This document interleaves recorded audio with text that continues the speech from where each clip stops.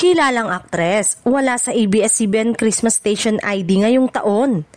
Usap-usapan ngayon sa showbiz world ang pagkakawala ng isang kilalang aktres ng Kapamilya Network sa ABS-CBN Christmas Station ID ngayong taon.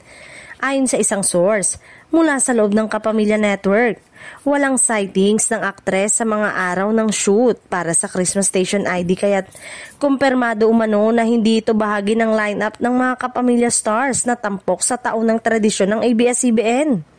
Gayunpaman, nilinaw ng parehong source na hindi ito nangangahulugang may isyong kinakaharap ang aktres o may hidwaan sa network. Marami tuloy ang napakomento online dahil sa loob ng maraming taon ay isa ang naturang aktres sa mga inaabangan sa bawat Christmas ID ng Kapamilya Network. Mula sa mga iconic niyang pagganap hanggang sa kanyang inspiradong presensya sa mga kanta ng Pasko.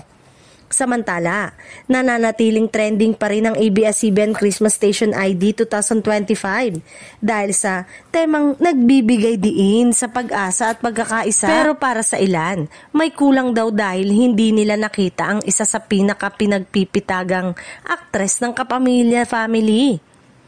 Dahil dito, lumabas sa mga tanong at bulong-bulungang may tampo raw kaya ang aktres sa network o totoo nga bang tuloy na ang balitang iiwan na niya ang ABS-CBN, ang tahanang kanyang kinagisnan at pinagsilbihan sa loob ng maraming taon. Marami ang umaasang lilinawin ng aktres ang issue sa mga darating na araw upang maibsan ang pangamba ng kanyang mga tagahanga. Samantala, patuloy namang umaani ng papuri ang ABS-CBN Christmas Station ID 2025 dahil sa makapagbagbag damdaming tema nito na love, joy at hope.